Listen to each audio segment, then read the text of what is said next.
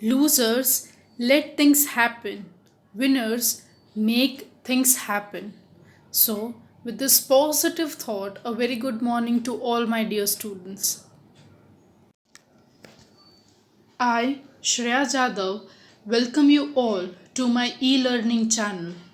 And today we are going to learn English, Grade 9, Chapter 2, The Sound of Music, Part 2, Bismillah Khan. In the previous video, you have gone through the first part of Evelyn, how she has achieved such a tremendous success in her life, being a musician. So, in today's lecture, we are going to go through the life of Bismillah Khan.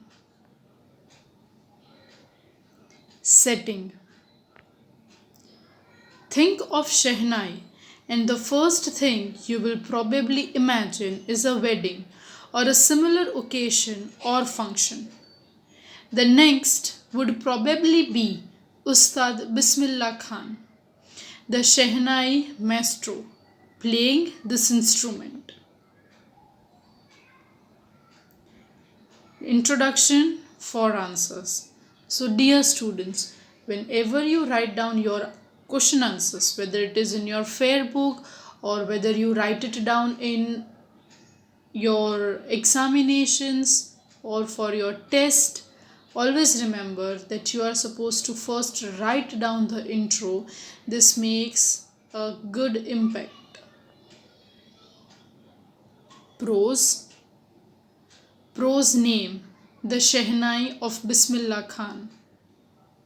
Author's name, you will prepare a column but you will not write the name over there. The author's name is not there.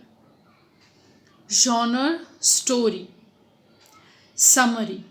Think of Shehnai, and the first thing you will probably imagine would be Ustad Bismillah Khan, the Shehnai maestro, playing this instrument.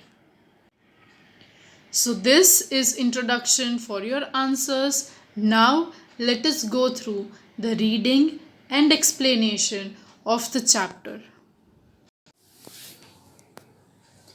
Part 2, The Shehnai of Bismillah Khan. Before you read, do you know these people?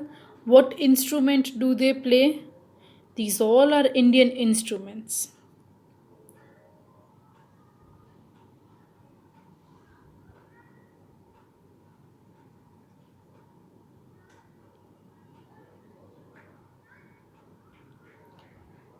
Emperor Aurangzeb banned the playing of musical instrument called pungi in the royal residence, for it had a shrill, unpleasant sound.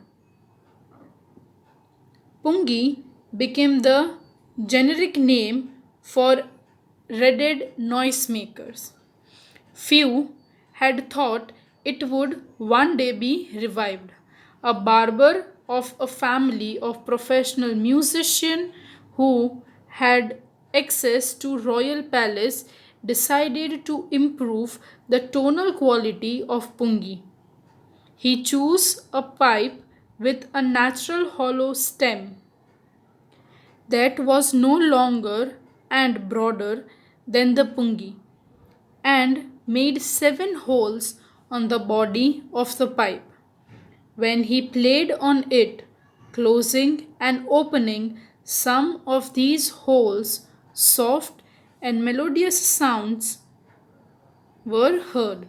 So, over here, this is the introduction. We can see over here that when Emperor Aurangzeb ruled at that time, he banned pungi, that is a musical instrument. What was the reason that he banned? Because that pungi has very unpleasant sound, and it was something that this was being regarded as a noise maker. Moreover to that, one professional musician family family was allowed to the royal palace, and they have decided that they would make some sort of no changes in quality of the pungi, and they made a flute sort of thing that was, or that pipe had 7 holes on the body, and they played it like in opening and closing of some holes a soft and melodious sounds were produced.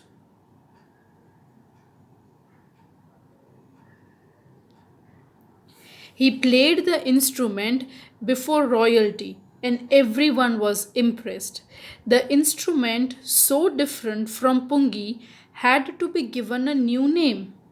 As the story goes, since it was first played in Shah's chamber and was played by a nai, that is barber, the instrument was named the Shehnai.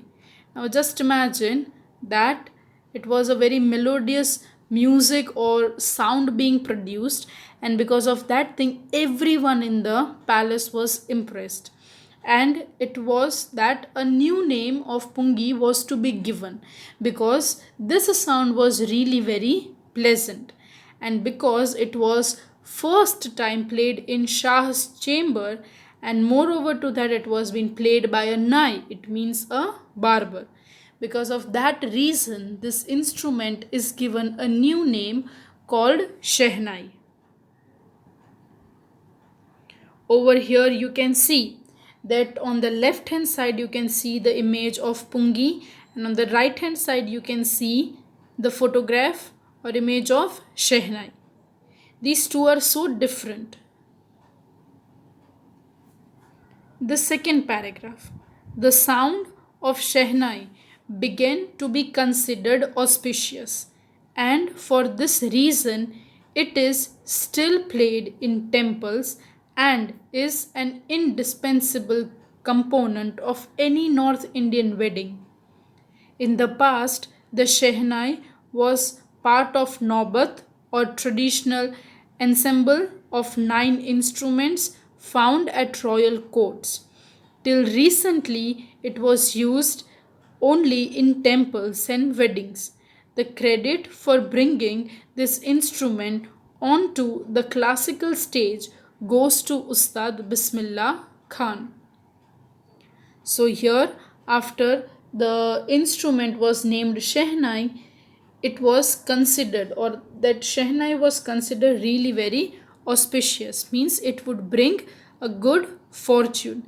And it was like that in North Indian wedding, Shehnai was an indispensable part, means without that the work would be or cannot be done. It was an incomplete thing. In past, the Shehnai was a part of Naubat in the 9 instruments found at the royal courts. Until recent time, these Shehnai are being played in temples and weddings, and the credit for bringing this instrument in classical stage goes to Ustad Bismillah Khan. As a 5-year-old, Bismillah Khan played gilli danda near a pond in the ancient estate of Demrun in Bihar. He would regularly go to the nearby Bihariji temple to sing the Bhojpuri Chittai or Chaita, at the end of which he would earn a big laddu weighing 1.25 kg, a prize given by the local Maharaj. This happened 80 years ago, and the little boy has travelled far to earn the highest civilian award in India, the Bharat Ratna. Now, over here, we are starting up with the story of Ustad Bismillah Khan. When Bismillah Khan was 5 years old, at that time he used to play gilli danda in Bihar. And where he was living in the nearby area, there was a Bihariji temple. And over there, he would go to sing a Bhojpuri Chaita. And at the end, means after the Aarti, he would be getting a big laddu, which was almost 1.25 kg, and that reward or prize was given by the local Maharaj. And this happened almost 80 years ago.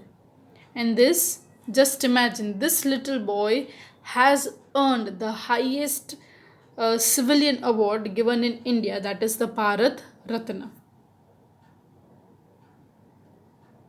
Born on 21st March 1916, Bismillah belongs to a well known family of musicians from Bihar. His grandfather, Rasul Baksh Khan, was the Shehnai Nawaz of Bhojpur's King's Court.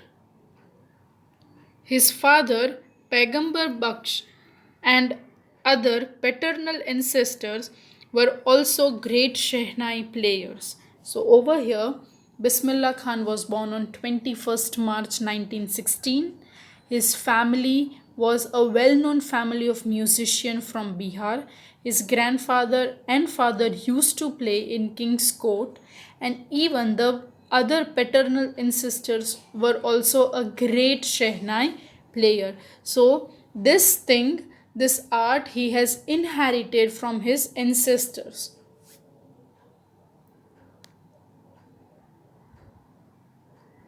The young boy took to music early in life.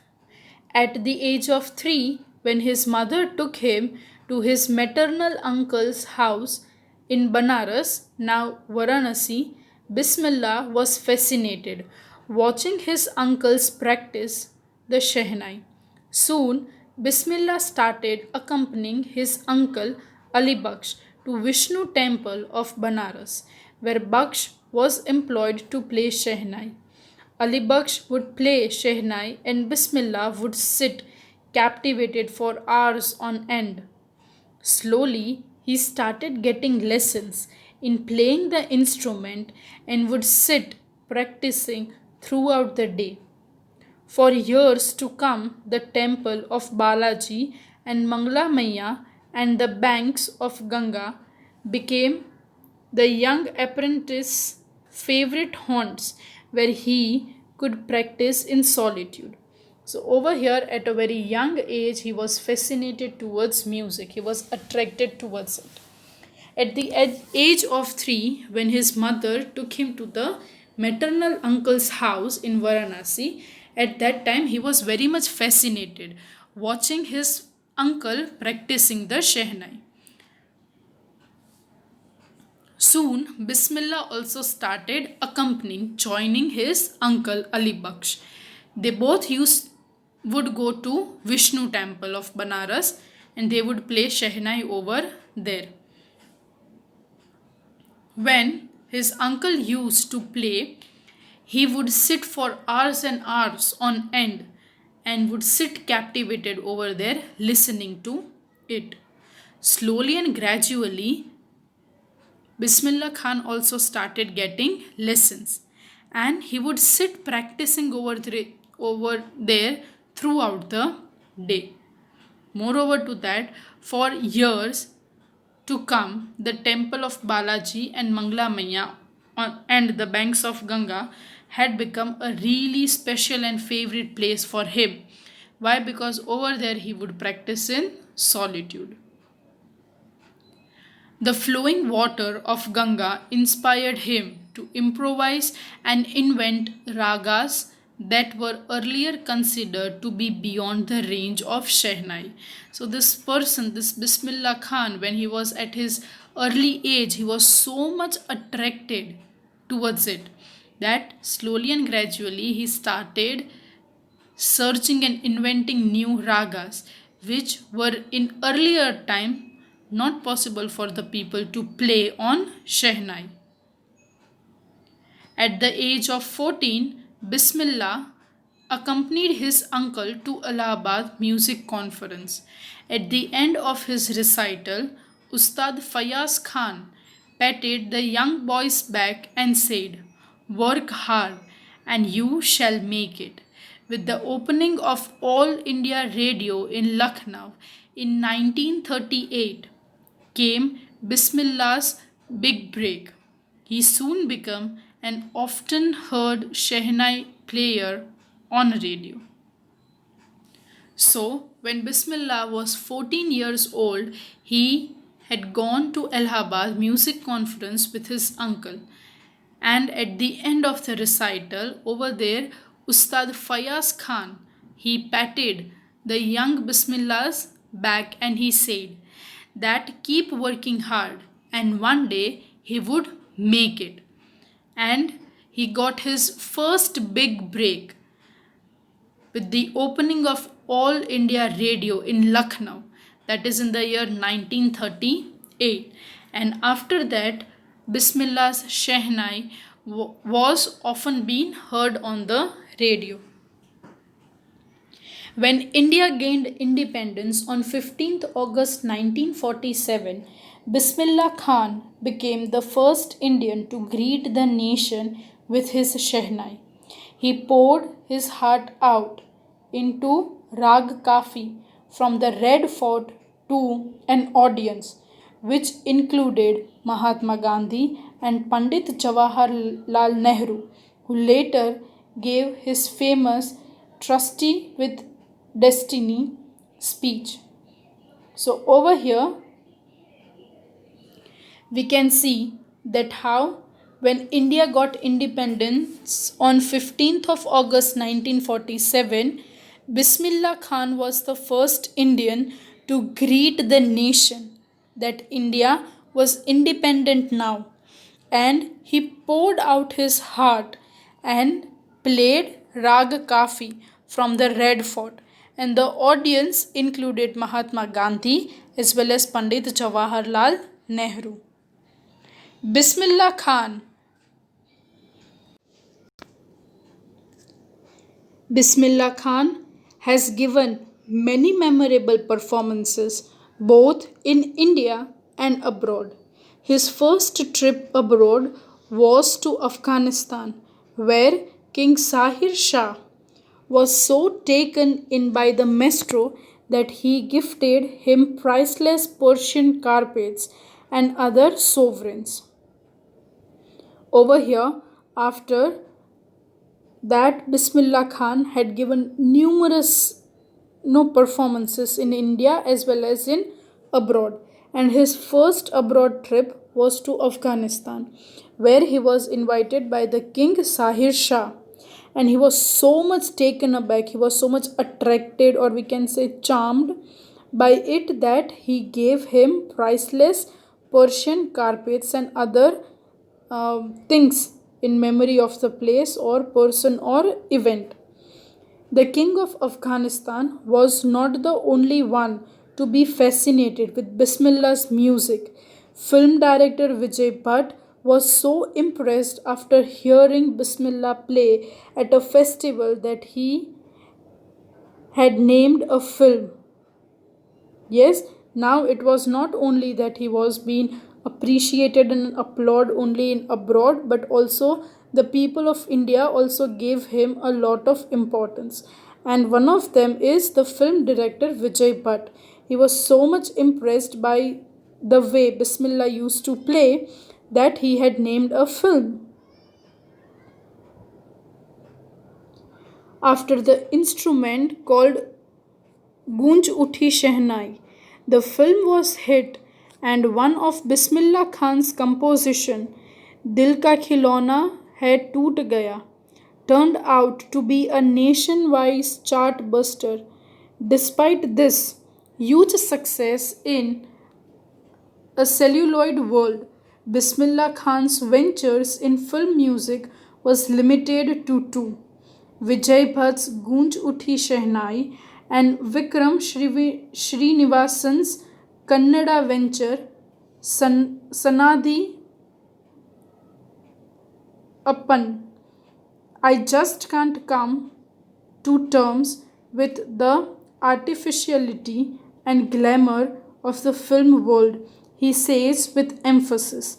So, over here, he was really very talented, but in the film industry, he had only two remarkable things or his contribution to the music.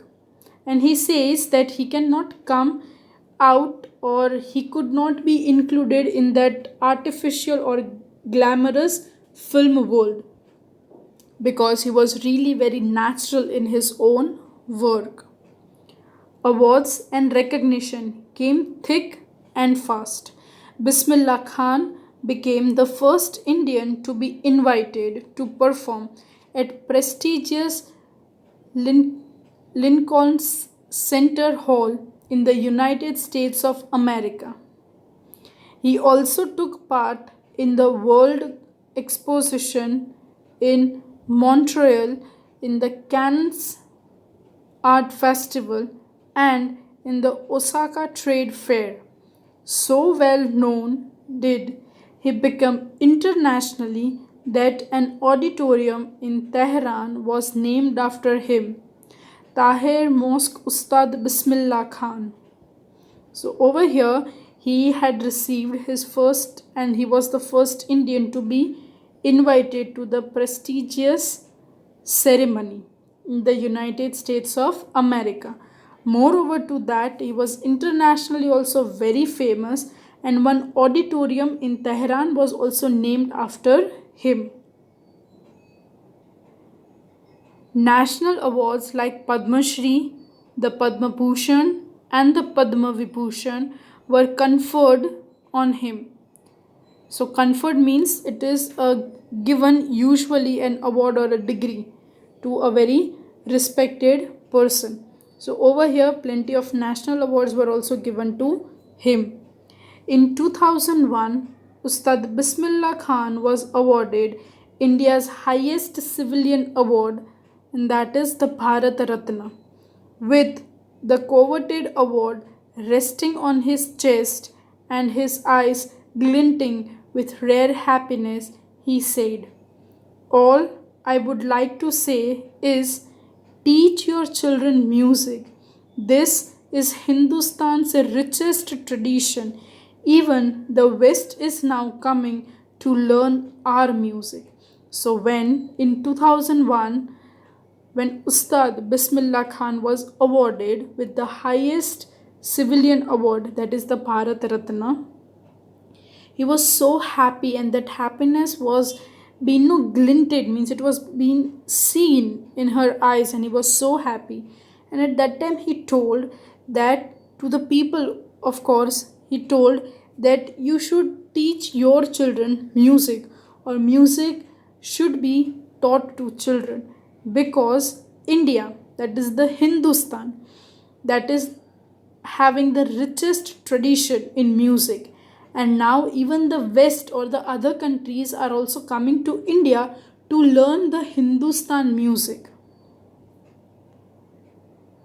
In spite of having traveled all over the world, Khan Sahib, as he is fondly called or lovingly called, so Bismillah Khan is lovingly called as Khan Sahib, is exceedingly fond of Banaras and Dumruns, and they remain for him the most wonderful towns in the world.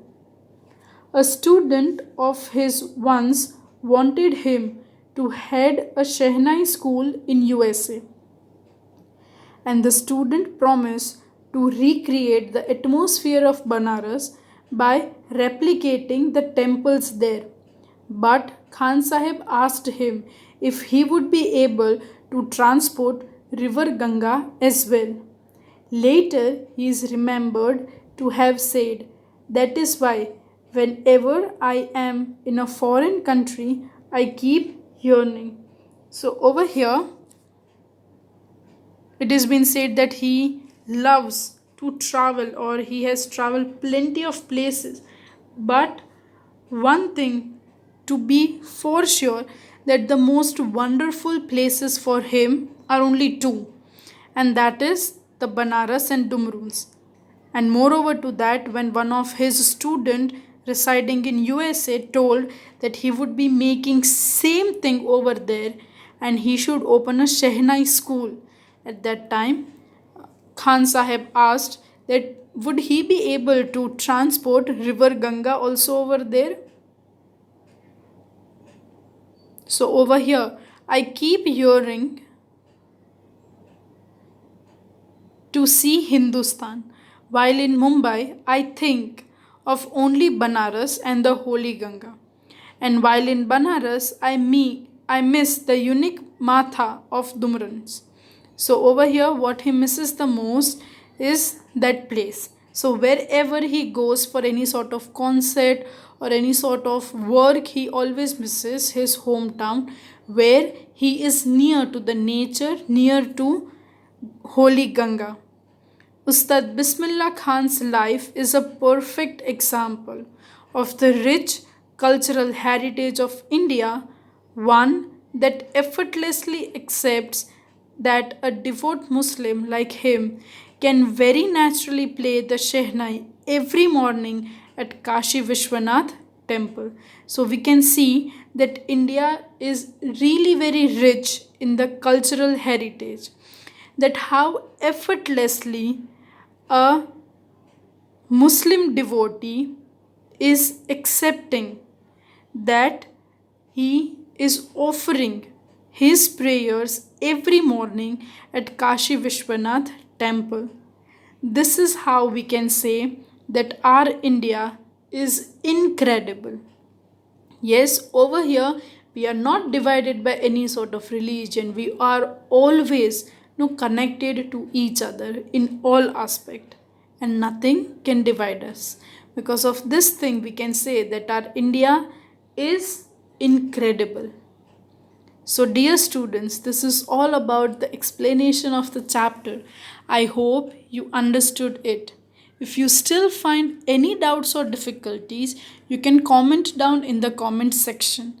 Thank you for watching. Have a nice day, everyone.